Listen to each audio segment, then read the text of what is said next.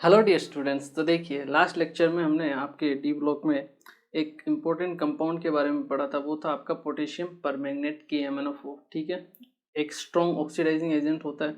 वो कैसे प्रिपेयर होता है वो हमने देखा था। ठीक है, उसकी हीटिंग पे क्या होता है वो डिकम्पोज होता है, वो भी हमने देख लिया था। ठीक है, इसके अलावा जो एसिडिक मीडियम, बेसिक मीडियम और न्यूट्रल मीडियम में आपके वो कौन कौन से आपके आयंस होते हैं जिनको ऑक्सीडाइज करता है, वो सब हमने लास्ट क्लास में देख लिया था। ठीक है, आज हम अपना सेकंड कंपाउंड स्टार्ट करेंगे। वो है आपका पोटेशियम डाइक्रोमेट K2Cr2O7। ठीक है, प्रॉपर्टीज़ और जो रिएक्शन से प्रिपरेशन की सेम आपके पोटेशियम परमैंगनेट आयन की जो थी सेम टू सेम वैसी की रहेगी आपकी। तो अगर आपने वो लेक्चर लास्ट वाला अच्छे से प्रिपेयर किया होगा, पढ़ा होगा, तो आपको ये लेक्चर भी अच्छे से समझ में आएगा। ठीक है, तो हम स्टार्ट करते हैं अपना सेकंड कंपाउंड जो है आपका पोटेशियम डाइक्रोमेट। पोटेशियम डाइक्रोमेट, ठीक है, इसे हम बोलते हैं K2Cr2O7। ठीक है, ये आपका पोटेशियम डाइक्रोमेट होता है। ठीक है, क्लियर। सबसे पहले हम बात करते हैं प्रिपरेशन की कि इसका प्रिपरेशन कैसे किया जाता है। ठीक है, तो अगर हम प्रिपरेशन की बात करें तो लास्ट टाइम जो हमने जो बनाया था पोटेशियम पर मैग्नेट, उसमें भी हमने MnO2 पायरोलूसाइड ओढ़ लिया था मैग्नीज का। ठीक है ना, यहाँ हम ओढ़ लेते हैं आपके क्रोमियम का। ठीक है, उसके बाद हम उसकी रिएक्शन करवाते हैं आपके फ्यूजन मिक्सचर के साथ। ठीक है, तो सेम टू सेम यहाँ पे भी होगा वो। ठीक है ना, हम इसमें क्रोमाइट और काम में लेते हैं। क्या काम में लेते हैं? क्रोमाइट और। क्रोमाइट और काम में लेते हैं। ठीक है, ये होती है आपके FeCr2O4। ठीक है, ये क्रोमाइट और होती है जिसे हम काम में लेते हैं। बेसिकली ये एक मिक्सचर होता है आपका FeO.Cr2O3 का। ठीक है ना, ये एक मिक्सचर होता है जो हम काम में लेते हैं। ठीक है ना, रिएक्शन क्या रहेगी हमारी? सेम टू सेम रिएक्शन रहेगी। जो क्रोमाइट और है उसकी हम रिएक्शन कराएंगे आपके फ्यूजन मिक्सचर के साथ। ठीक है, तो सबसे पहले क्रोमाइट और FeCr2O7। ठीक है, Cr2O4, इसकी हम रिएक्शन कराएंगे आपके फ्यूजन मिक्सचर के साथ। मैंने आपको बताया था फ्यूजन मिक्सचर क्या होता है। किसी भी एल्केली का आपके O2 के साथ जो कॉम्बिनेशन होता है, जैसे KOH plus O2, NaOH plus O2 या फिर Na2CO3 प्लस O2। ठीक है ना, यहाँ हम लेते हैं आपके Na2CO3 प्लस O2। ठीक है, ये आपका फ्यूजन मिक्सचर। क्लियर है? फ्यूजन मिक्सचर, इसकी हम रिएक्शन करवा देते हैं। ठीक है, जब इसकी हम रिएक्शन कराएंगे आपको मिलता है एक तो Na2Cr2O4। ठीक है, Na2Cr2O4 यहाँ पे क्रोमियम का आप ऑक्सीडेशन स्टेट देखोगे तो आपको मिलेगा +3। ठीक है, क्लियर है? यहाँ पे भी आपको कितना मिलेगा? +3। क्लियर है कि Na2Cr2O4। ठीक है, साथ में आपको मिलेगा Fe2O3 और साथ में आपको CO2 गैस मिलती है। ठीक है, रिएक्शन को आपको बैलेंस करना है तो आप बैलेंस भी कर सकते हो। Na2 Cr2 है, Cr2 है। ठीक है, Fe कितने? 2, तो यहाँ पे 2। ठीक है, Cr हो गया आपके पास 4, तो Cr4 यहाँ पे हो गए। ठीक है, Na2 है तो Na2, तो 4Na 4Na 4Cr 4Cr 2Fe 2Fe। ठीक है, कार्बन कितने हैं? 2, वहाँ पे कार्बन कितना है? 1। क्लियर? ऑक्सीजन कितने हो गए? 8, 8 + 6 14 + 2 कितने हो गए? 16। यहाँ हो गए 8, 8 4 12, 12 और 3 15 है, तो यहाँ पे हाफ कर दो। ठीक है ना, ये रिएक्शन होगी आपकी बैलेंस। तो रिएक्शन बैलेंस की तरफ मत जाना आप। ठीक है ना, अपने को मेन चीज़ क्या याद होनी चाहिए, जब हम डाइक्रोमेट बनाते हैं तो स्टार्टिंग में हम क्रोमाइट ओर लेते हैं। क्रोमाइट ओर की रिएक्शन कराते हैं हम फ्यूजन मिक्सचर के साथ। ठीक है, हमें मिलता है सोडियम डाइक्रोमेट। ठीक है, इसे हम क्या बोलेंगे? सोडियम डाइक्रोमेट मिलता है सबसे पहले Na2Cr2O4। ठीक है ना, Na2Cr2O4 मिलेगा। ठीक है ना, ये Cr2 नहीं रहेगा, Cr2O4 मिलेगा। ठीक है, +6 में रहेगा। Na2CrO4, इसे हम बोलते हैं सोडियम क्रोमेट, ठीक है ना, आपका सोडियम क्रोमेट, क्रोमेट आयन मिलता है हमें, ठीक है ना, सोडियम क्रोमेट मिलता है, ठीक है। इसका कलर होता है येलो, ये आपको ध्यान रखना है, ठीक है ना, इंपॉर्टेंट है। Fe2O3 मिलता है, साथ में आपको CO2 गैस मिलती है, ठीक है ना, ये चीज़ भी आपको ध्यान रखनी जो इंपॉर्टेंट होती है, ठीक है। एक तो आपको Fe2O3 मिलेगा, साथ में CO2 मिलेगा, ठीक है, और साथ में सोडियम क्रोमेट मिलता है, ठीक है, क्लियर है। CO2 गैस, Fe2, ये होता है आपका ब्राउन सॉलिड, ठीक है ना, ब्राउन सॉलिड। इस पे भी सेम टाइप से क्वेश्चन बन सकता है, जैसे आपको क्वेश्चन पूछ लिया कि एक क्रोमाइट और है A, ठीक है, जिसकी फ्यूजन मिक्सचर के साथ रिएक्शन कराने पर आपको एक कंपाउंड B मिलता है, ठीक है, जिसका कलर होता है येलो, ठीक है, साथ में D फॉर्म होता है जिसका कलर होता है ब्राउन सॉलिड, ठीक है, और एक गैस निकलती है E, ठीक है, जिसकी आपको कुछ ना कुछ प्रॉपर्टी दे देगा या उसका हाइब्रिडाइजेशन दे देगा कि जिसका हाइब्रिडाइजेशन sp है, ठीक है। तो इस टाइप से आपको क्वेश्चंस इसके ऊपर बेस्ट मिल सकते हैं, ठीक है, इसलिए आपको रिएक्शन याद होनी चाहिए, ठीक है। सेकंड हम क्या करते हैं, हमने क्या किया था MnO4 के केस में, इसका हाइड्रोलिसिस करवाया था, ठीक है ना, यहाँ पे भी हम क्या करवाएंगे, हाइड्रोलिसिस। तो सेकंड प्रोसेस में आपका क्या होता है, सेकंड प्रोसेस नहीं लिखते हैं, इसी के अंदर हम लिखते हैं जो आपका ये सोडियम क्रोमेट बना है Na2CrO4, ठीक है, +6 ऑक्सीडेशन स्टेट में, ठीक है, इसका हम क्या करते हैं, हाइड्रोलिसिस करते हैं। हाइड्रोलिसिस मतलब H+ के साथ रिएक्शन कराते हैं, तो हमने H2SO4 के साथ रिएक्शन करा दी, ठीक है। ये आपके कन्वर्ट हो जाता है सोडियम डाइक्रोमेट में, Na2Cr2O4, Na2Cr2O7, ठीक है, 14+6, ठीक है, यहाँ पे कितना है, +6 है, यहाँ पे भी आपका कितना रहेगा, +6 रहेगा, क्लियर है। ये आपका क्या था, सोडियम क्रोमेट, येलो कलर का था। ये आपका सोडियम डाइक्रोमेट में कन्वर्ट हो जाता है, ठीक है, सोडियम डाइक्रोमेट में कन्वर्ट होता है, इसका कलर होता है आपका ऑरेंज, क्या होता है आपका, ऑरेंज कलर होता है, ठीक है। H+ Na2Cr2, रिएक्शन को बैलेंस करना है तो रिएक्शन को आप बैलेंस भी कर सकते हो, ठीक है ना, Na2Cr2O7, ठीक है, ये आपको मेन प्रोडक्ट मिलता है जो आपको ध्यान रखना है, ठीक है, ठीक है ना। तो ये आपका सोडियम डाइक्रोमेट ऑरेंज कलर का होता है, ठीक है, ये आपका मोर सोल्यूबल होता है वाटर में, ठीक है ना, मोर सोल्यूबल, ठीक है। इसकी रिएक्शन हम करवाते हैं आपके KCl से, किससे, KCl से, ठीक है, Na+ से Cl- ऐड होकर NaCl बाहर निकल जाएगा, और यहाँ पे आपको मिलता है K2Cr2O7, जिसे हम क्या बोलते हैं, पोटेशियम डाइक्रोमेट, ठीक है। ये इसका आपका ऑरेंज कलर का सॉल्यूशन रहेगा, ठीक है। ये आपके लो सोल्यूबल होता है, लो सोल्यूबल इन वाटर, ठीक है, वाटर में इसकी सोल्यूबिलिटी क्या होती है, कम होती है, ठीक है। इसको हम फर्दर क्या करते हैं, कूल करते हैं, ठीक है ना। कूलिंग करने पे क्या होता है, इसके हमें क्रिस्टल्स मिलते हैं, क्या मिलते हैं, क्रिस्टल्स, K2Cr2O7 के आपको क्रिस्टल मिलेंगे, ठीक है ना। ये आपका कलर क्या रहेगा, येलो, येलो से आपका ऑरेंज कलर, आपको ऑरेंज कलर के क्रिस्टल्स मिलते हैं कूल करने पर, ठीक है ना। तो एक सिंपल सी आपका मेथड है जो हमने पोटेशियम परमैंगनेट के लिए लिया था, वही है। फ्यूजन मिक्सचर के साथ रिएक्शन करवानी है, सोडियम क्रोमेट मिलता है, ठीक है, येलो कलर का सॉल्यूशन होता है, साथ में ब्राउन सॉलिड Fe2O3 और CO2 मिलती है। इसकी आप फर्दर रिएक्शन करा दो एसिड के साथ, आपको ऑरेंज कलर का मोर सोल्यूबल कॉम्प्लेक्स कंपाउंड मिलेगा, सोडियम डाइक्रोमेट, ठीक है। सोडियम डाइक्रोमेट की KCl से रिएक्शन करवाइए, आपको K2Cr2O7 फॉर्म हो जाएगा, ठीक है। उसको फर्दर कूल करने पे आपको ऑरेंज क्रिस्टल्स मिलते हैं आपके पोटेशियम डाइक्रोमेट के, ठीक है। ये चीज़ें, ये रिएक्शन है जो आपको ध्यान रखनी है, ठीक है। इसको एक बार नोट कीजिए, फिर इसकी और जो प्रॉपर्टी है उसके बारे में हम पढ़ते हैं,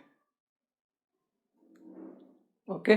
आई होप ये आप लोगों को क्लियर हो गया होगा। आपको मेन चीज़ क्या याद रखनी है, एक तो ये याद रखना है, ठीक है ना, sodium chromate, chromate ion CrO4 2- होगा, क्रोमेट आयन, ठीक है। ब्राउन सॉलिड CO2, एसिड से साथ रिएक्शन कराओ, ऑरेंज कलर का आपको सोडियम डाइक्रोमेट मिलता है, ठीक है। ये क्रोमेट आयन है, ये आपका डाइक्रोमेट आयन है, ठीक है। उसकी KCl से रिएक्शन कराओ तो K2Cr2O7, ठीक है। फर्दर कूलिंग कराने पे आपको ऑरेंज कलर के क्रिस्टल्स फॉर्म होते हैं, ठीक है। देखिए अब अगर हम स्ट्रक्चर देखें आपके क्रोमेट आयन क्या होगा आपका CrO4 2-, ये आपका क्रोमेट आयन, ठीक है। एक तो हमें इसकी स्ट्रक्चर देखनी है, ठीक है, और एक हम स्ट्रक्चर देखेंगे आपके डाइक्रोमेट आयन की। डाइक्रोमेट आयन कौन सा हुआ आपका Cr2O7 2-, ठीक है।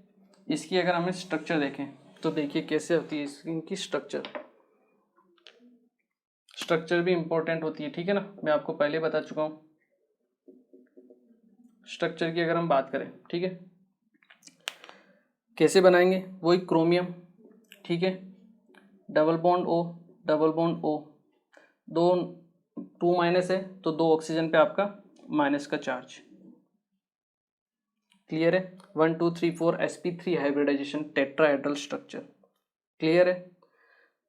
ऑक्सीडेशन स्टेट +6, 3D क्रोमियम का 24, इलेक्ट्रॉनिक कॉन्फ़िगरेशन क्या होता है 3d5 4s1, 6 इलेक्ट्रॉन चले गए, 3d 0, मतलब होना चाहिए क्या नॉन कलरलेस होना चाहिए, ठीक है। होता है कलर, कौन सा कलर होता है येलो। ये भी मैं आपको ऐसा करता हूँ फुल डिटेल में लिखवा देता हूँ मैं, ठीक है ना। Chromium 3d5 4s1, chromium 6+, 3d 0 होना चाहिए कलरलेस, जबकि होता क्या आपका येलो कलर का होता है। रीजन क्या है आपका चार्ज ट्रांसफर स्पेक्ट्रा, क्लियर है। लोन पेयर काउंट कर सकते हो 3 3 6 2 8 और 2 10, क्लियर है। और कुछ नहीं, आगे बढ़ो। Cr2O7 2-, ठीक है। क्या करना है अपने को, इसी 2 यूनिट लेनी है, उसमें से एक ऑक्सीजन को जोड़ हटा देना है, ठीक है। इसी 2 यूनिट ले लो, Cr डबल बॉन्ड O, ठीक है, ये आपका O-, ये यहाँ पे Cr डबल बॉन्ड O, ठीक है, और ये आपका इधर से O-, ठीक है। क्या करो दोनों O- को हटा दो, ठीक है, दोनों को एक ही ऑक्सीजन से ऐड कर दो। ये हो गया आपके Cr2O7 2-, क्लियर है, कोई दिक्कत नहीं। यहाँ पे भी ऑक्सीडेशन स्टेट क्या है +6 ही है, मतलब दोनों में आपके ऑक्सीडेशन स्टेट सेम है। ये भी इंपॉर्टेंट पॉइंट है कि क्रोमेट आयन और डाइक्रोमेट आयन, ये क्या है आपका डाइक्रोमेट आयन, दोनों में आपके ऑक्सीडेशन स्टेट क्या है सेम है। इंपॉर्टेंट चीज़ है जो आपको नोट करनी है, ठीक है ना। ये भी Cr6+ ही है, 3d 0 है, चार्ज ट्रांसफर जो होता है स्पेक्ट्रा, उसकी वजह से आपका एक कलर शो करता है। कलर कौन सा होता है इसका ऑरेंज, क्या होता है ऑरेंज। और एक और इम्पोर्टेंट चीज़ इन दोनों आयन के लिए कि ये आपके pH के ऊपर भी डिपेंड रहते हैं, मतलब एक कलर शो जो करते हैं pH के ऊपर शो करते हैं, ठीक है। जैसे अगर आप एसिडिक मीडियम ले लो, कौन सा मीडियम एसिडिक मीडियम, तो एसिडिक मीडियम में आपको हमेशा डाइक्रोमेट आयन मिलेगा। कौन सा आयन डाइक्रोमेट, जिसका कलर क्या रहेगा ऑरेंज, ठीक है। वहीं अगर आप बेसिक मीडियम ले लो OH-, बेसिक मीडियम में आपको हमेशा क्रोमेट आयन ही मिलता है, मतलब ये इंटर कन्वर्टिबल होते हैं, आपस में चेंज हो जाते हैं। एसिडिक मीडियम में जो आपका क्रोमेट होगा वो डाइक्रोमेट में चेंज हो जाएगा, और बेसिक मीडियम में जो आपका डाइक्रोमेट होगा वो आपको क्रोमेट आयन की फॉर्म में मिलेगा। तो अगर आपको क्वेश्चन पूछ लिया जाए कि एसिड मीडियम में आपके कौन सा कलर रहेगा आपके क्रोमेट आयन का या फिर डाइक्रोमेट आयन का, ठीक है, तो एसिड मीडियम में आपके ऑरेंज कलर रहेगा, बेसिक मीडियम में आपके येलो कलर रहेगा। तो ये इंटर कन्वर्टिबल होते हैं जो आपको ध्यान रखने, ठीक है। पॉइंट बना के आप नोट करके लिख भी सकते हो, यहीं पे लिख सकते हो both chromate ion and dichromate ion are interconvertible depending on pH, depending on pH. ठीक है ना, कभी कभी पीएच की वैल्यू दे देगा कि पीएच की वैल्यू 3 है, तो आपका कौन सा आयन रहेगा या उसका कलर क्या होगा, तो pH 3 पता होना चाहिए, एसिडिक मीडियम में होती है। ठीक है ना, तो क्वेश्चन को किसी भी तरीके से पूछा जा सकता है, जरूरी नहीं कि वो बोले कि एसिडिक मीडियम ही होगा, वो pH की वैल्यू दे देगा, उससे आपको भी आइडिया लगाना पड़ेगा। ठीक है, कि 3 है मतलब एसिडिक मीडियम होगा, एसिडिक में आपके डाइक्रोमेट आयन की फॉर्म में रहेगा और ऑरेंज कलर का सॉल्यूशन रहेगा। ठीक है, both chromate ion and dichromate ion are interconvertible depending on pH. ठीक है, क्लियर है। इसके अलावा जो दोनों की ऑक्सीडेशन स्टेट होती है वो भी क्या होती है, आपके सेम होती है, तो ये भी आप पॉइंट लिख सकते हो। In chromate ion and dichromate ion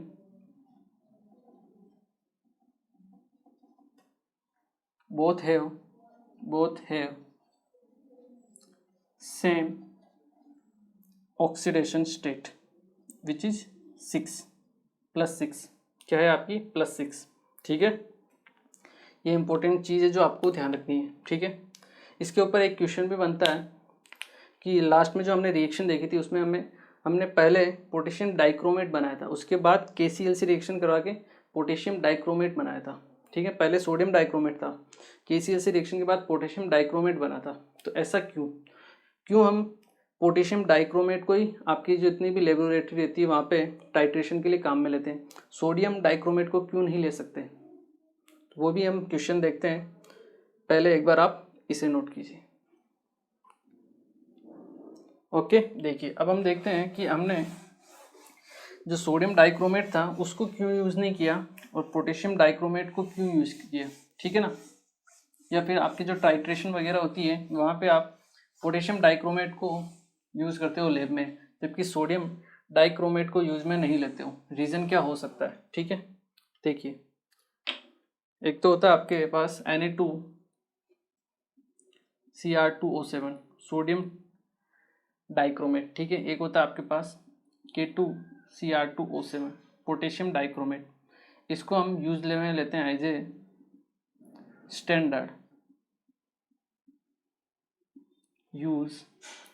standard in titration. ठीक है, बट इसको हम नहीं लेते हैं, can't be used.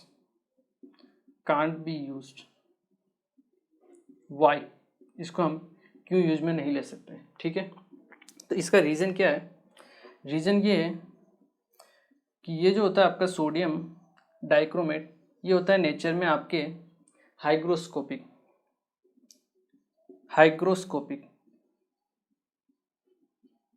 In nature. Hygroscopic का मतलब क्या है, ये वाटर को एब्जॉर्ब कर लेता है, इसकी प्रॉपर्टी होती है इट कैन एब्जॉर्ब वाटर। ठीक है, तो आपने क्या किया, टाइट्रेशन करने के लिए कुछ मान लो 100 ml लिया। ठीक है, 100 ml से आपको कैलकुलेशन करनी है। ठीक है, सोडियम डाइक्रोमेट आपने काम में ले लिया, तो क्या होगा, ये कुछ ना कुछ वाटर को क्या कर लेगा, एब्जॉर्ब कर लेगा। ठीक है, तो आपने अगर 100 ml मिलाया होगा किसी रिएक्शन में, ठीक है, तो क्या होगा, कुछ ना कुछ अमाउंट ये एब्जॉर्ब कर लेगा, जैसे सपोज करो 2 ml या 5 ml इसने एब्जॉर्ब कर लिया। ठीक है, तो आप तो कैलकुलेशन करोगे 100 ml को लेके। ठीक है, जबकि रिएक्शन में आपको कितना मिल रहा है, टाइट्रेशन में केवल 95 या 97 ml मिलेगा, तो मतलब आपकी जो कैलकुलेशन होगी वो क्या हो जाएगी, बिल्कुल रॉन्ग हो जाएगी। ठीक है, जबकि K2Cr2O7 के केस में ऐसा बिल्कुल नहीं होता है। सिंपल रीजन है, Na2Cr2O7 सोडियम डाइक्रोमेट क्या होता है, हाइग्रोस्कोपिक होता है नेचर में, वाटर को एब्जॉर्ब कर सकता है, इसीलिए हम इसे एज ए स्टैंडर्ड अपने लेबोरेटरी में काम में नहीं लेते हैं। ठीक है, ताकि हमारी कैलकुलेशन रॉन्ग ना हो, जबकि हम किसको लेते हैं, आपके पोटेशियम डाइक्रोमेट को। क्लियर है, इसे नोट कीजिए। फिर हम इसकी केमिकल प्रॉपर्टीज के बारे में पढ़ते हैं। ओके, देखिए अब हम पढ़ते हैं आपकी केमिकल प्रॉपर्टीज पोटेशियम डाइक्रोमेट की। K2Cr2O7 जो होता है उसकी क्या क्या केमिकल प्रॉपर्टीज होती है। एक तो ये भी आपका हीट करने पर डिकम्पोज होता है, ठीक है ना। तो आप लिखिए, हेडिंग डालिए chemical properties of potassium dichromate K2Cr2O7। ठीक है, सबसे पहले हम देखेंगे हीटिंग इफेक्ट। ठीक है, ये आप हेडिंग डाल लीजिए हीटिंग इफेक्ट। इसको भी हीट करने पे ये डिकम्पोज होता है। ठीक है, देखिए K2Cr2O7। ठीक है, इसे जब आप हीट करते हो, ठीक है, यहाँ पे Cr का ऑक्सीडेशन स्टेट हम देखें तो +6। ठीक है, ये आपके K2CrO4 यहाँ पे कन्वर्ट होता है +6 में ही। ठीक है, साथ में आपको मिलती है Cr2O3 गैस मिलती है, और साथ में आपको मिलता है ऑक्सीजन। ठीक है ना, तो ये इसकी बैलेंस रिएक्शन होती है जो आपको ध्यान में रखनी है। ठीक है, देखिए रिएक्शन को बैलेंस करना तो हम बैलेंस भी कर सकते हैं। ठीक है, Cr2 + 1 3, इसको करो, इसको 4 से मल्टीप्लाई करो। ठीक है, यहाँ पे भी 4 से मल्टीप्लाई, यहाँ पे 2 से मल्टीप्लाई, 4K 8K हो गया। Cr2 8, 4 + 4 8, clear. 7 4 जा 28 ऑक्सीजन, यहाँ पे कितना है 16 + 6 22, यहाँ पे 28 है, तो 22 28 तो 6 मतलब 3O2। ये हो गया आपकी रिएक्शन बैलेंस। ठीक है, ये जो होता है आपकी ग्रीन कलर की गैस होती है, ग्रीन। ठीक है ना, जो आपको ध्यान रखनी है, ग्रीन कलर की गैस होती है, ये होता है हीटिंग इफेक्ट। ठीक है, इसके बाद सेकंड प्रॉपर्टी जो हम पढ़ते हैं आपकी, वो है आपकी, ये भी आपका +6 में, मतलब हाईएस्ट ऑक्सीडेशन स्टेट में, तो सामने वाले को क्या करेगा, ऑक्सीडाइज करेगा, खुद को क्या करेगा, रिड्यूस करेगा, क्योंकि खुद को तो ऑक्सीडाइज कर नहीं सकता, तो क्या करेगा, खुद को रिड्यूस, तो सामने वाले को क्या करेगा, ऑक्सीडाइज। तो जैसे आपका परमैंगनेट आयन था, वो भी सामने वालों को क्या कर रहा था, ऑक्सीडाइज कर रहा था। सेम आपका Cr जो +6 ऑक्सीडेशन स्टेट में, ये भी क्या करेगा, सामने वाले को ऑक्सीडाइज करेगा। तो इसकी सेकंड जो प्रॉपर्टी होती है वो भी हम देख लेते हैं कि ये भी आपका पोटेशियम डाइक्रोमेट जो है K2Cr2O7 is a strong oxidizing agent. ठीक है, ये भी आपके अलग अलग मीडियम में वर्क करता है। ठीक है ना, और मेनली आपका एसिडिक मीडियम में ये वर्क करता है। ठीक है, Cr जो आपका होता है इन एसिडिक मीडियम में, ये आपके क्या है, Cr2O7 2- जो आपका +6 ऑक्सीडेशन स्टेट में है, ये आपका Cr3 +3 ऑक्सीडेशन स्टेट में आपका चला जाता है। ठीक है ना, जैसे वहाँ पे भी Mn +7 से कहाँ जाता था, +2 में एसिडिक मीडियम, वैसे ही आपका +6 से कहाँ जाता है, +6 में। ठीक है, इसके अलावा अगर ये ऑक्सीडाइज करेगा तो किस किस को ऑक्सीडाइज करेगा वो भी हम देख लेते हैं। सबसे पहले ये ऑक्सीडाइज करेगा आपके I- को I2 में। हमने रिएक्शन देख ली थी लास्ट लेक्चर में, बैलेंस भी कर ली थी। आई होप आप लोगों को समझ में आई होगी। ठीक है, नहीं आई होगी तो भी कोई दिक्कत नहीं है, 1-2 रिएक्शन में आज भी आपको बैलेंस करवा के बता देता हूँ। ठीक है, पहले आप लिख लीजिए ये किसको किस में ऑक्सीडाइज करता है। ठीक है, वही आपका ऑक्सिलेट आयन C2O4 2-, इसको किस में करेगा, ये CO2 में। ठीक है, थर्ड आपका H2S होता है, इसको किस में ऑक्सीडाइज करेगा, सल्फर में। ठीक है, इसके बाद और क्या है, Fe2+ है, ये भी 2+ को किस में कन्वर्ट करेगा, ऑक्सीडाइज करेगा, Fe3+ में ऑक्सीडाइज कर देगा। ठीक है ना, तो एक इम्पोर्टेंट होती है। इसके अलावा थायोसल्फेट होता है H2O3 2-। ठीक है, इसको ये आपका सल्फेट SO4 2- में ऑक्सीडाइज कर देगा। ठीक है ना, तो ये आपकी कुछ रिएक्शंस है, मतलब जो आपके आयंस हैं उनको ये ऑक्सीडाइज कर देता है। ठीक है ना, एक बार इसको नोट कीजिए, फिर इन्हीं में से मैं आपको 1-2 रिएक्शन को दोबारा से कैसे बैलेंस करते हैं वो मैं आपको बता देता हूँ। ठीक है ना, आई होप अगर किसी को नहीं समझ में आया होगा तो समझ में आ जाएगा। ठीक है, एक बार आप इसे नोट कीजिए। ओके, देखिए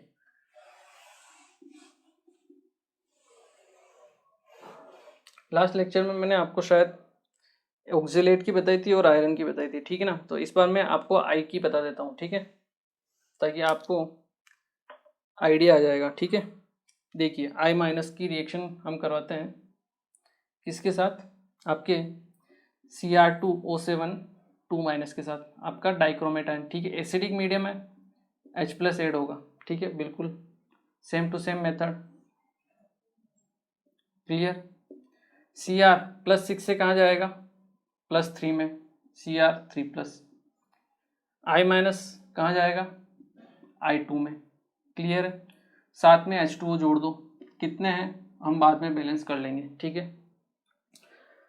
वही मेथड ऑक्सीडेशन नंबर वाला, +6 से कहाँ जा रहा है, +3 में, कितने का चेंज, 3 का, इनटू कितने एटम है, 2 इंटू 2 मतलब 6, क्लियर। I- कहाँ जा रहा है, आपके I2 में जा रहा है, मतलब 0 में, कितने का चेंज, -1 से 0 में जा रहा है, 1 का चेंज, कितने एटम है, 1 इंटू 1 1, ठीक है। अब क्या करो, आप रिएक्शन को दोबारा लिखो, फिर बैलेंस करते हैं हम, ठीक है ना। जिसको आता है वो वीडियो को पॉज करके ट्राई भी कर सकता है, ठीक है, कोई दिक्कत नहीं है। देखिए I-, okay, I- plus Cr2O7 2 minus plus H+, ठीक है, Cr3+ plus I2 plus H2O, criss cross multiply, Cr पे कितना है 6, तो यहाँ पे 6, I का कितना है 1, तो मल्टीप्लाई 1, कोई दिक्कत नहीं, ठीक है। 6 SI 6I I2 I balance, hydrogen और ऑक्सीजन को छोड़ के सबको बैलेंस करना है। क्रोमियम 2 है, 2 क्रोमियम, क्लियर। अब ऑक्सीजन को, कितने ऑक्सीजन है 7, इधर 7H2O ऐड कर दो। हाइड्रोजन कितने 14, यहाँ पे आपके 14 हाइड्रोजन ऐड कर दो। रिएक्शन बैलेंस, चार्ज बैलेंस देख लेते हैं, -6 -2 +14 कितना होता है, +6, ठीक है। उस तरफ देख लेते हैं, ये न्यूट्रल, ये 3 into 2 +6, charge balance, reaction balance, ठीक है। तो आई होप ये आप लोगों को समझ में आ गया होगा, ठीक है, इसे नोट कीजिए। फिर हम इसका एक टेस्ट भी होता है, वो भी हम देखते हैं। क्लोरीन आपका Cl- आयन जो होता है, उसके आइडेंटिफिकेशन के लिए हम एक टेस्ट करते हैं, ठीक है ना, क्रोमाइल क्लोराइड टेस्ट, ठीक है, वो भी हम देख लेते हैं वो क्या होता है, ठीक है ना। एक बार आप इसे नोट कीजिए, ठीक है, ओके। देखिए अब हम पढ़ते हैं, आपका क्रोमाइल क्लोराइड टेस्ट होता है एक, ठीक है ना, इम्पोर्टेंट होता है, वो देख लेते हैं। वो आपके आइडेंटिफिकेशन के लिए होता है, Cl- के आइडेंटिफिकेशन के लिए, ठीक है ना। Chromyl chloride test, chromyl chloride test, ठीक है ना। अगर हम इसकी बात करें, ठीक है, ये होता है आपका CrO2 Cl2, ये क्रोमाइल क्लोराइड गैस होती है ये, ठीक है ना, ठीक है। देखिए अगर हमें पता करना Cl-, ठीक है, तो ये टेस्ट हम किसके काम में लेते हैं, for identification of Cl- ion, ठीक है। Cl- आयन के आइडेंटिफिकेशन के लिए हम इसको काम में लेते हैं, ठीक है। हमने Cl- का एक्वस सॉल्यूशन लिया, ठीक है, मतलब वो सॉल्यूशन लिया जिसमें आपका Cl- आयन प्रेजेंट है, सॉल्यूशन कंटेनिंग Cl- आयन, ठीक है। इसकी हमने रिएक्शन कराई H2SO4 प्लस आपके डाइक्रोमेट से, ठीक है, Cr2O7 2 माइनस से, क्लियर है। जब आप इसकी रिएक्शन कराओगे तो आपको CrO2 Cl2 ये गैस मिलती है, जिसे हम बोलते हैं chromyl chloride, chromyl chloride gas, ठीक है। ये आपको मिलती है, रेड ब्राउन इसकी वेपर होती है, कौन से कलर की, रेड ब्राउन वेपर, तो अगर आप एक सॉल्यूशन लो, उसकी रिएक्शन आप क्रोमेट आयन, डाइक्रोमेट आयन और H2SO4 से करवा दो और आपको एक रेड ब्राउन वेपर मिलती है, तो इसका मतलब उस सॉल्यूशन में आपके Cl- प्रेजेंट होगा, ठीक है। क्योंकि वो जो वेपर होगी वो किसकी होगी, आपकी क्रोमाइल क्लोराइड गैस की, CrO2Cl2, ठीक है। अब हो सकता है मान लो कि जो रेड ब्राउन गैस है, वेपर है, वो हो सकता है किसी और गैस की हो, तो कैसे पता करें कि इसमें केवल Cl- ही प्रेजेंट है या फिर आपके ये जो वेपर है ये आपके क्रोमाइल क्लोराइड की ही है, तो उसका भी आइडेंटिफिकेशन हम कर सकते हैं। आप CrO2Cl2 इसकी रिएक्शन जो आपके वेपर्स निकल रही है, ठीक है ना, उसकी आप NaOH एक्वस के साथ रिएक्शन करवा दीजिए, ठीक है। जैसे आप रिएक्शन कराओगे आपको ये जो रेड ब्राउन वेपर है ये आपके कन्वर्ट हो जाएगी Na2CrO4 में। ये होता है आपका सोडियम क्रोमेट, जिसका कलर क्या होता है, येलो, ठीक है ना। तो अगर आपको येलो कलर का सॉल्यूशन मिल रहा है तो वो जो गैस होगी वो क्या होगी, क्रोमाइल क्लोराइड गैस ही होगी, ठीक है। मतलब उसमें आपके Cl- आयन प्रेजेंट है, ठीक है। तो ये उसके कंफर्मेशन के लिए भी इम्पोर्टेंट होता है, ठीक है। अब ये जो रिएक्शन होती है जिसमें हमने क्रोमाइल क्लोराइड टेस्ट को हम काम में लेते हैं Cl- आयन के लिए, NaOH जो आपका डाइक्रोमेट क्रोमियम आयन लिया हमने, ठीक है। ये हम आपके जो Pb मेटल है या Hg है, ठीक है, या सिल्वर है या टिन है, इन मेटल्स को हम इनमें काम में नहीं ले सकते, ठीक है ना। इन मेटल को हम इनमें काम में नहीं ले सकते हैं, ठीक है ना। ये मेटल्स आपके काम में नहीं आती है, ठीक है ना। These metals can not use for the identification of Cl- ion. क्यों? क्योंकि ये होती है आपके नेचर में कोवलेंट। क्या होती है, नेचर में कोवलेंट होती है, इसलिए आपके, और ये होता है आपका आयोनिक, ठीक है ना। इसलिए हम इनको काम में नहीं ले सकते, ठीक है ना। इन मेटल्स के डाइक्रोमेट को काम में नहीं ले सकते हैं, ठीक है। Cl- आयन हो गया, ठीक है, because these are covalent in nature, ठीक है। एक चीज़ तो ये हो गई। दूसरी, अगर आप इनको यूज़ में ले भी लो तो ये क्या होती है, मेटल्स ये NaOH के साथ डिजोल्व हो जाती है, ठीक है ना। तो आपको कुछ भी सॉल्यूशन नहीं मिलता है, ठीक है ना। इसलिए भी हम इन मेटल्स को काम में नहीं लेते हैं। तो ये होता है आपका क्रोमाइल क्लोराइड टेस्ट, जो कि इम्पोर्टेंट होता है, ठीक है ना। क्लियर है। क्रोमाइल क्लोराइड टेस्ट केवल और केवल Cl- आयन, तो सॉल्यूशन जिसमें Cl- आयन हो, ठीक है, इन मेटल्स के अलावा। जैसे आप बोलो AgCl के लिए टेस्ट होगा, ये टेस्ट Cl- आयन तो है लेकिन नहीं होगा। क्यों?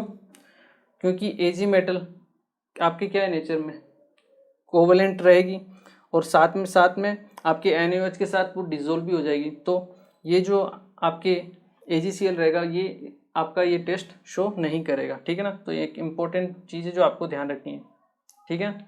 तो Cl- यहाँ लिख भी सकते हो, Cl- ion containing these metals, ठीक है ना। आप इसी के आगे लिख लेना Cl- ion containing these metals, या फिर आप ऐसा लिखिए क्लोराइड ऑफ दीज आयन्स, ठीक है ना, तो ज़्यादा बेटर रहेगा। Chlorides of these ions, chlorides of these metals, ठीक है, can not use for the identification of Cl- ion, ठीक है। इसको नोट कीजिए। फिर हम पढ़ते हैं आपके कुछ और कंपाउंड से जो आपके NCERT में नहीं है बट डी ब्लॉक के मेटल्स हैं, तो हमें वो पढ़ना इंपॉर्टेंट है, ठीक है। एक बार आप इसे नोट कीजिए। ओके, तो देखिए अब हम पढ़ते हैं आपके कंपाउंड्स, पढ़ते हैं आपके आयरन के, ठीक है। कुछ इंपॉर्टेंट मेटल्स होती हैं आपकी डी ब्लॉक की, ठीक है ना, उनकी हम प्रॉपर्टीज़ यहाँ पे पढ़ेंगे। जो मेटल्स हैं उनका जो एक्सट्रैक्शन होता है वो ऑलरेडी हम आपके मेटलर्जी चैप्टर में कंप्लीट कर चुके होते हैं, ठीक है ना। तो यहाँ पे हम केवल आपकी कुछ केमिकल प्रॉपर्टीज़ के बारे में डिस्कशन करेंगे, ठीक है ना। तो कंपाउंड लिखिए आप कंपाउंड्स के बारे में हम सबसे पहले पढ़ेंगे, ठीक है ना। D block compounds, D block metal compounds, metals, ठीक है। सबसे पहले हम डी ब्लॉक मेटल्स के बारे में देखेंगे। उसमें जो फर्स्ट रहेगी आपकी वो है आपकी आयरन। आयरन के बारे में हम सबसे पहले पढ़ेंगे, ठीक है ना। इसके कौन कौन से आपके कंपाउंड्स फॉर्म होते हैं वो भी हम देखेंगे, ठीक है ना। Iron atomic number 26, 3d6 4s2 इसका इलेक्ट्रॉनिक कॉन्फ़िगरेशन, ठीक है। इसका मेन और हम देखें तो आपका होता है आपका Fe2O3, जिसे हम क्या बोलते हैं, हेमेटाइट, हेमेटाइट, ठीक है। ये आपका मेन और होता है, ठीक है। अब हम पढ़ते हैं आपकी आयरन की क्या क्या रिएक्शंस होती है, ठीक है ना। तो फर्स्ट रिएक्शन होती है आपकी reaction of iron with air. Air के साथ क्या रिएक्शन होती है, एयर मतलब आप ऑक्सीजन ले लीजिए, ठीक है ना। तो अगर ऑक्सीजन के साथ रिएक्शन करती है तो एक ये आयरन जो होती है मिक्स ऑक्साइड फॉर्म करती है। क्या फॉर्म करती है, मिक्स ऑक्साइड। हम लिख सकते हैं on reaction with oxygen, on reaction with oxygen over red hot iron, आपके रेड हॉट आयरन होना चाहिए, ठीक है। On reaction with oxygen over red hot iron we get mix oxide, mix oxide, हमें मिक्स ऑक्साइड फॉर्म होता है। Fe+O2 हमें मिलता है Fe3O4, ठीक है। ये मिक्स ऑक्साइड होता है आपका FeO.Fe2O3 का, ठीक है ना। ये चीज़ अपने को ध्यान रखनी है। सिंपल रिएक्शन है, इसकी कोई ज़्यादा खास इम्पोर्टेंट रिएक्शंस होती नहीं है, ठीक है ना। सेकंड हम रिएक्शन देखते हैं, रिएक्शन विथ क्लोरीन, ठीक है ना। ड्राई क्लोरीन के साथ ये रिएक्शन करती है, ड्राई क्लोरीन गैस के साथ, ठीक है। देखिए जब आपका Fe क्लोरीन के साथ रिएक्शन शो करेगा FeCl2, ठीक है ना, ये आपकी ड्राई क्लोरीन है, ठीक है। तो आपके FeCl2 बनता है, क्या बनता है, FeCl2, ठीक है ना। इसका जो एक इम्पोर्टेंट चीज़ है जो आपको ध्यान रखनी है, इसका जो एक्वस सॉल्यूशन होता है एप्पल ग्रीन कलर का होता है, ये चीज़ आपको ध्यान रखनी है, ठीक है ना। FeCl2 का aqueous solution Apple green colour का होता है, ठीक है।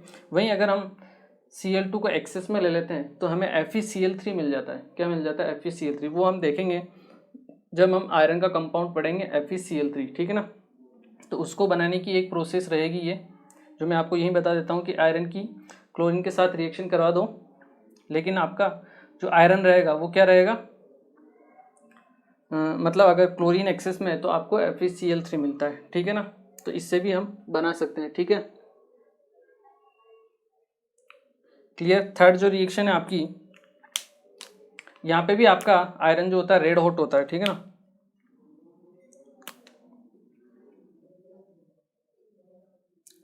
थर्ड जो रिएक्शन हम पढ़ेंगे वो पढ़ेंगे आपकी HNO3 के साथ, ठीक है ना। ये रिएक्शन आपने पहले भी पढ़ ली है पी ब्लॉक में, ठीक है ना। रिएक्शन विथ HNO3, अगर हम HNO3 के साथ रिएक्शन देखें, आई थिंक आपको याद आ जाएगी अगर आपने पी ब्लॉक अच्छे से पढ़ा होगा तो। आयरन की जब हम रिएक्शन करवाते हैं HNO3 के तो 3 कंडीशन होती है यहाँ पे, ठीक है ना। Fe की जब आप रिएक्शन कराते हो HNO3 से, ठीक है ना, तो 3 कंडीशन होती है। एक तो क्या होती है, ये कॉन्सेंट्रेटेड हो, कॉन्सेंट्रेटेड HNO3 हो, या आपका एक हो डाइल्यूट, और एक होता है आपका वेरी डाइल्यूट, ठीक है। क्या बनेगा आपके पास, सबसे पहले तो Fe का नाइट्रेट बनेगा, FeNO3 होल ट्वाइस, ये तीनों में बनता है, FeNO3 whole twice, FeNO3 whole twice, ठीक है। यहाँ पे बनता है अगर कॉन्सेंट्रेटेड HNO3 तो आपके बनता है NO2, साथ में H2O सब में मिलता है। डाइल्यूट हो तो आपको बनता है N2O प्लस H2O, ठीक है। और वेरी डाइल्यूट हो तो बनता है आपको NH4NO3, ठीक है ना। ये चीज़ आपको ध्यान रखनी है, और साथ में आपका वाटर, ठीक है ना। तो ये रिएक्शन हमने पी ब्लॉक में भी पढ़ी थी, ठीक है ना। ये सेम रिएक्शन आयरन की आपका जिंक भी शो करता है, टिन भी शो करता है, ठीक है ना। सेम रिएक्शन शो करेंगे HNO3 वाली, ठीक है, क्लियर है। तो ये आपका फर्स्ट कंपाउंड हो गया, मतलब जो भी आपका मेटल है, आयरन हो गया, ठीक है ना। इसे नोट कीजिए, फिर हम इसके कुछ कंपाउंड हैं उनके बारे में हम पढ़ लेते हैं। एक बार आप इसे नोट कीजिए। ओके, देखिए अब हम आयरन के कुछ कंपाउंड्स के बारे में पढ़ लेते हैं, ठीक है ना। सबसे पहले हम पढ़ेंगे आयरन के ऑक्साइड के बारे में, दैट इज Fe2O3, ठीक है, फेरिक ऑक्साइड, ठीक है, जिसे हम बोलते हैं हेमेटाइट, ठीक है। सबसे पहले हम Fe2O3 के बारे में पढ़ते हैं। Fe2O3, ठीक है, फेरिक ऑक्साइड इसे बोला जाता है, ठीक है। Fe+3 स्टेट में रहता है, ठीक है। रस्ट जो होती है आपके रस्ट, उसका क्या फॉर्मूला होता है Fe2O3.XH2, ठीक है ना। ये होती है आपकी रस्ट, ठीक है। कलर पता है कौन सा होता है, ब्राउन, रेड ब्राउन कलर का, ठीक है। पाउडर फॉर्म में होता है, ठीक है। अगर पाउडर फॉर्म में होगा तो वो वाटर में आपके सोल्यूबल तो होने वाला है नहीं, ठीक है ना। तो ये इसकी एक प्रॉपर्टी हो जाएगी, वो हम देख लेंगे। सबसे पहले हम इसके प्रिपरेशन की मेथड देख लेते हैं, ठीक है ना। इसको हम कैसे प्रिपेयर करते हैं। तो अगर हम प्रिपरेशन की मेथड देखें तो सिंपल एक दो मेथड हैं इसके जो बनाने हैं अपने को।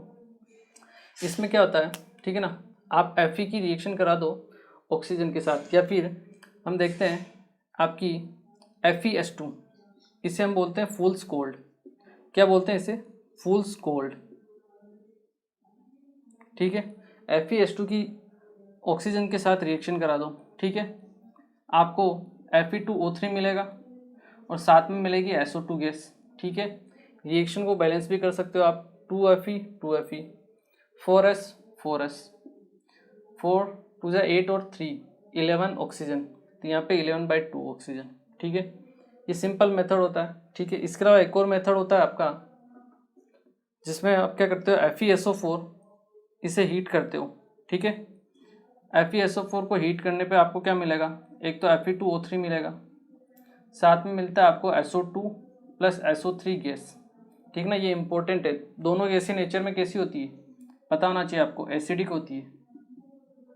नॉन मेटल के ऑक्साइड नेचर में कैसे होते हैं, एसिडिक, ठीक है ना। तो दोनों गैस है, क्वेश्चन पूछा जा सकता है इससे, ठीक है ना, इंपॉर्टेंट रहती है ये चीज़, आपको ध्यान होनी चाहिए। रिएक्शन को बैलेंस करना है, 2Fe 2Fe 2S 2S, oxygen कितने 8, 3 3 6 और 2 8, रिएक्शन आपकी बैलेंस है, ठीक है। तो ये सिंपल मेथड होते हैं आपके प्रिपरेशन के, ठीक है। अब अगर इनकी प्रॉपर्टीज़ के बारे में हम देखें,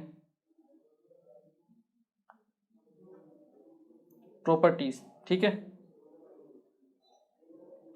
प्रॉपर्टीज़ में देखें तो हम कह सकते हैं कि ये एक आपका रेड ब्राउन सॉलिड पाउडर होता है जो कि वाटर में इनसोल्यूबल होता है।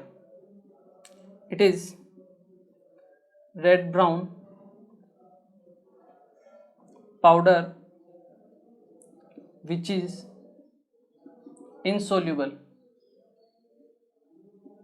इन वाटर, क्लियर है। एक तो प्रॉपर्टी ये होगी। दूसरी, अगर हम इसकी और प्रॉपर्टीज़ के बारे में देखें, इसको जब हीट किया जाता है Fe2O3 को, तो ये मिक्स ऑक्साइड देता है आपका। तो ये भी एक इम्पोर्टेंट रिएक्शन होती है आपकी, जो आप लिख सकते हो, या इसको हम हीटिंग इफेक्ट भी बोल सकते हैं, heating effect, heating effect. Fe2O3 को जब आप हीट करोगे, ये होता है अराउंड 1300 डिग्री सेल्सियस के आसपास, ठीक है। तो आपको मिक्स ऑक्साइड मिलेगा आपको Fe3O4 का, ठीक है, साथ में ऑक्सीजन गैस रिलीज होगी, ठीक है। रिएक्शन को बैलेंस करना है, इधर 3 से मल्टीप्लाई कीजिए, इधर 2 से, आपका आयरन बैलेंस 9 ऑक्सीजन 8 ऑक्सीजन 1/2, ठीक है, ऑक्सीजन बैलेंस, ठीक है। ये भी एक इम्पोर्टेंट, इसका हीटिंग इफेक्ट हम बोल सकते हैं, ठीक है।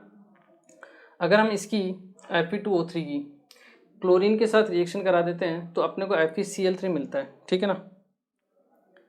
थर्ड, अगर हम देखें आपकी रिएक्शन विथ HCl के साथ रिएक्शन पे आपको ये क्या शो करता है, ठीक है ना। तो देखिए Fe2O3 जब आपके रिएक्ट करेगा HCl के साथ तो ये आपका FeCl3 बनाता है, जो आपका रेड सॉलिड होता है। कैसा होता है? रेड सॉलिड, ठीक है। साथ में वाटर रिलीज हो जाएगा आपके, ठीक है। रिएक्शन को आप बैलेंस भी कर सकते हो, ट्वाइस Fe Cl6 है तो 6Cl, हाइड्रोजन ऑक्सीजन 3 है तो 3H2, रिएक्शन बैलेंस, ठीक है। तो ये आपकी कुछ रिएक्शंस हैं Fe2O3 की, 2-3 रिएक्शन है, ये आपको थोड़ी ध्यान रखनी पड़ेगी, ठीक है ना, इंपॉर्टेंट रिएक्शन है। Fe2O3 plus SO2 plus SO3 दोनों एसिडिक गैस है, ये चीज़ आपको ध्यान रखनी है, ठीक है। और FeCl3 आपका रेड सॉलिड होता है, ओके। तो देखिए आज हमने क्या क्या पढ़ लिया। आज हमने पोटेशियम डाइक्रोमेट के बारे में पढ़ लिया, ठीक है ना। डाइक्रोमेट इंपॉर्टेंट होता है, उसकी रिएक्शन देख ली एसिडिक मीडियम में, ठीक है। Cr+6 से +3 में जाता है, ठीक है। अपने आप को रिड्यूस करता है, सामने वाले को ऑक्सीडाइज करता है, स्ट्रॉन्ग ऑक्सीडाइजिंग एजेंट की तरह ये वर्क करता है, ठीक है ना, जैसे आपका KMnO4 करता है वैसे, ठीक है। इंपॉर्टेंट है, स्ट्रक्चर दोनों आपको याद होनी चाहिए, क्रोमेट और डाइक्रोमेट दोनों के, क्लियर है।